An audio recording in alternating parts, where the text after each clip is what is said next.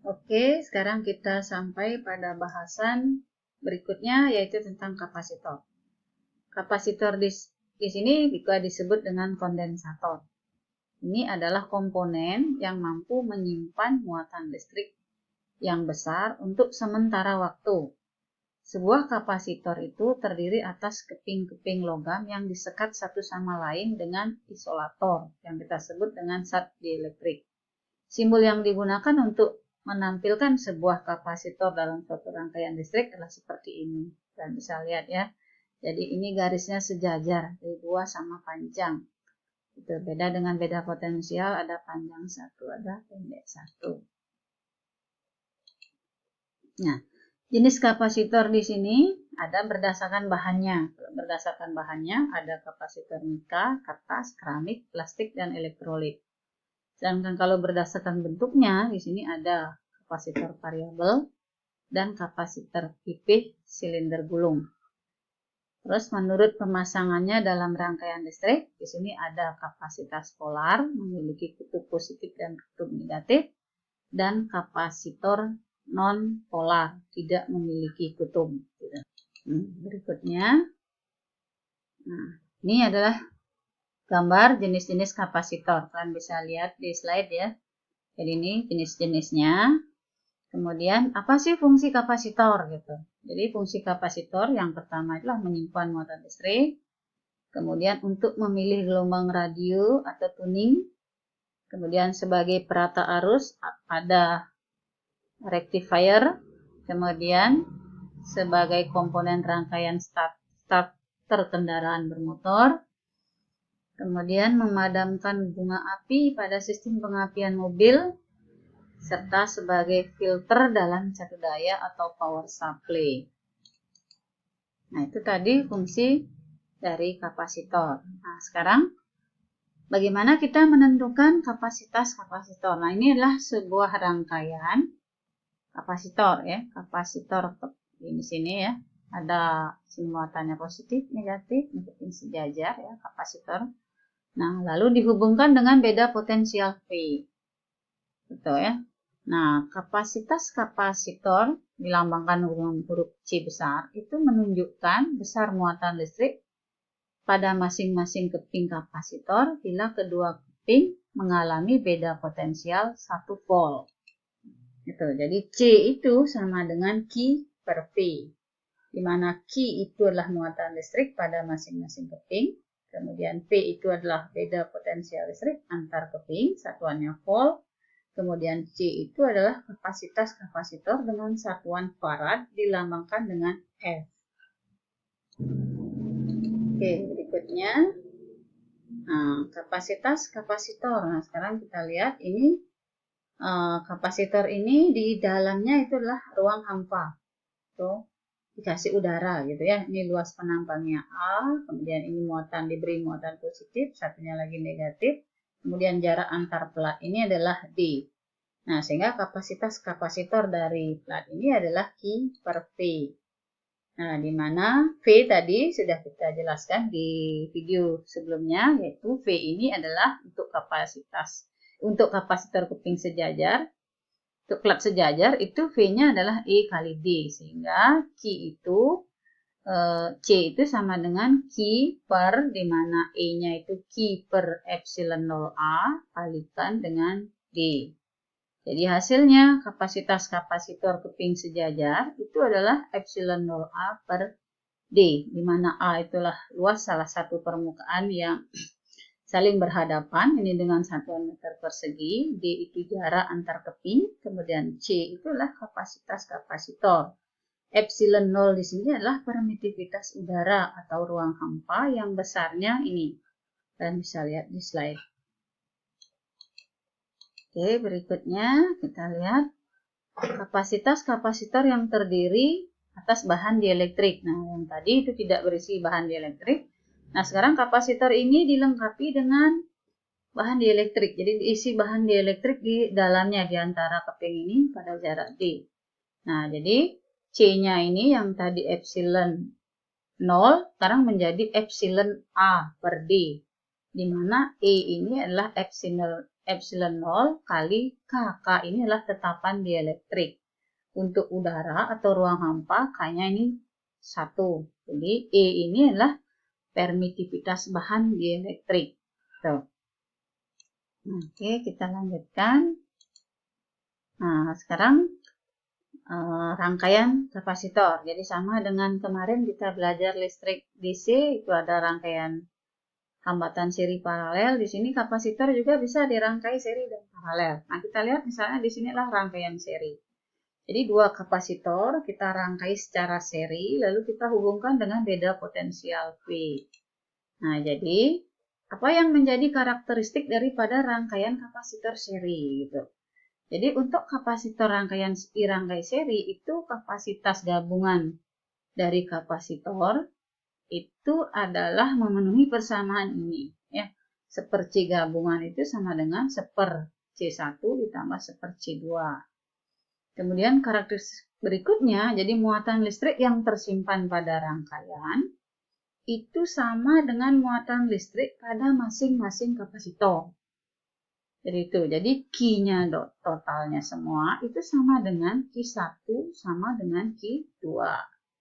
Sedangkan tegangan listrik antar ujung rangkaian, jadi tegangan pada kapasitor pertama dan kapasitor kedua di situ memenuhi hubungan seperti ini. Jadi V totalnya itu adalah V pada kapasitor 1 ditambahkan dengan V pada kapasitor. Berikutnya, bagaimana kalau yang rangkaian paralel? Nah, untuk rangkaian paralel, kalian bisa lihat gambarnya di slide ya, ada ini. 2 kapasitor kita rangkai secara paralel lalu kita hubungkan dengan beda potensial V. Nah, sekarang tegangan pada kapasitor pertama V1, kemudian kapasitor kedua V2, jadi tegangan V1, V2 dan tegangan totalnya di sini itu sama ya. Jadi V1 sama dengan V2 sama dengan V total. Nah, sekarang muatannya, nah di sini yang merupakan penjumlahan gitu. Jadi, muatan listrik yang tersimpan pada rangkaian di situ memenuhi bahwa muatan di kapasitor 1 ditambah muatan di kapasitor 2 itu akan sama dengan muatan totalnya. Nah, berikutnya kapasitas gabungan daripada kapasitor ini memenuhi persamaan berikut, yaitu C gabungannya sama dengan C1 ditambah dengan C2. Nah, berikutnya energi kapasitor. Nah, untuk menentukan energi kapasitor, kalian bisa perhatikan grafik ini. Nah, jadi ini adalah grafik hubungan tegangan V dengan muatan listrik yang tersimpan pada kapasitor Q. Jadi ini V, ini Q.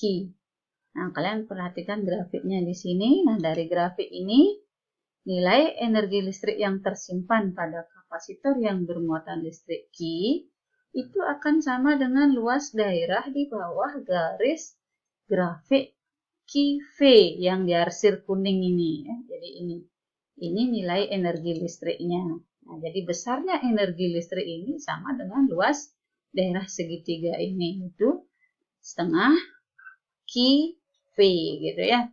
Jadi setengah Q ini yang merupakan tinggi daripada bangun segitiga dikalikan dengan alasnya. Jadi setengah alas kali tinggi. Jadi alasnya itu V, tingginya itu Q. Jadi setengah QV. Oke, kita lanjutkan. Nah, sebuah kapasitor yang memiliki kapasitas C dihubungkan dengan tegangan V. Nah, ini ya. Ini C dihubungkan dengan tegangan V. Nah, karena Q-nya itu sama dengan CV, maka W bisa juga ditulis menjadi setengah CV kuadrat. Ya.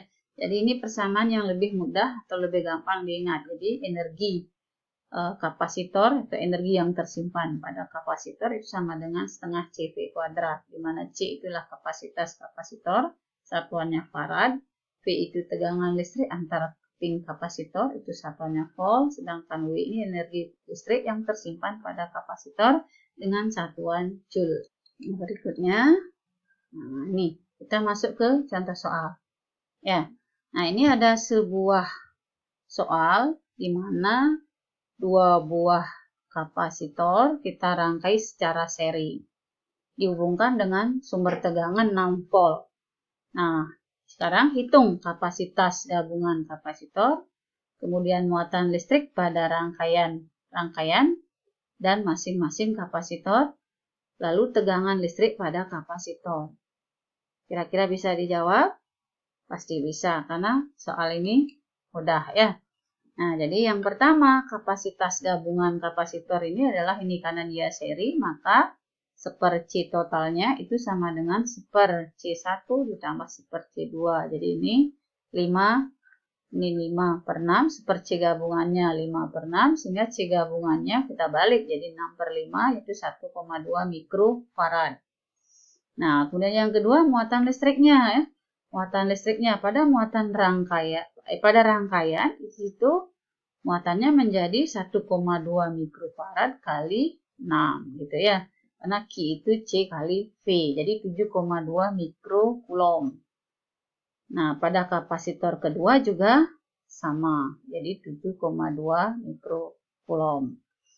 Nah, kemudian berapa tegangannya? Nah, tegangan pada kapasitor 1 itu besarnya 3,6, kapasitor 2 itu 2,4. Nah, bagaimana ini mencarinya? Silakan kalian cari sendiri dengan persamaan yang sudah diberikan sebelumnya. Oke, berikutnya. Nah, bagaimana sekarang kalau yang paralel? Nah, itu kasih contoh untuk yang dirangkai paralel. Jadi ada dua buah kapasitor, kita rangkai paralel, dihubungkan dengan beda potensial 6 volt. Nah, coba dihitung sekarang tegangan listrik pada kapasitor, kemudian kapasitas gabungan kapasitor, kemudian muatan listrik pada rangkaian, dan masing-masing kapasitor. Kira-kira bisa? Pasti bisa ya. Nah, jadi penyelesaian seperti ini. Ya, karena ini rangkaiannya adalah paralel, maka tegangannya pasti sama. Jadi tegangan pada kapasitor 1 dan 2 itu sama, yaitu 6 volt. Sedangkan kapasitas kapasitor gabungannya itu tinggal dijumlah saja, yaitu C1 ditambah C2. Hasilnya 5 mikrofarad. Nah, kemudian muatan listrik yang tersimpan pada rangkaian itu memenuhi Q itu C kali V gitu ya. Nah, untuk Q totalnya itu C kali V. C gabungan ya, kali V. Jadi ini 5 kali 6, 30 mikrocoulomb. Sedangkan Q1-nya itu C1 kali V. C1-nya adalah 2 mikrofarad, V-nya 6 volt, jadi 12 mikrocoulomb. Sedangkan Q2-nya, maaf ya, jadi C2 kali V, itu hasilnya 18 mikrocoulomb. Jadi sangat mudah ya. Nah, dari situ kita bisa simpulkan sekarang untuk kapasitor ya. Nah, jadi yang pertama kesimpulannya, kapasitas kapasitor adalah kemampuan kapasitor untuk menyimpan muatan listrik. Besarnya dinyatakan dengan persamaan C sama dengan Q per V. Kemudian kapasitas kapasitor keping sejajar itu dinyatakan dengan C epsilon 0A per D. Ya ini. Jadi kalau dia ada bahan dieлекtriknya, maka C-nya menjadi epsilon A per D ya. Di mana epsilon ini adalah epsilon 0 dikalikan dengan K. Kemudian kapasitas pada rangkaian kapasitor seri ini adalah per ya, seperti ini. Kemudian untuk rangkaian yang paralel tinggal dijumlahkan biasa. Kemudian energi yang tersimpan dalam kapasitor adalah ini, setengah QV atau sama dengan setengah CV kuadrat atau sama dengan setengah Q kuadrat per C. Nah, itu materi yang kita sudah bahas hari ini. Jadi dengan demikian materi untuk listrik statis sudah berakhir ya.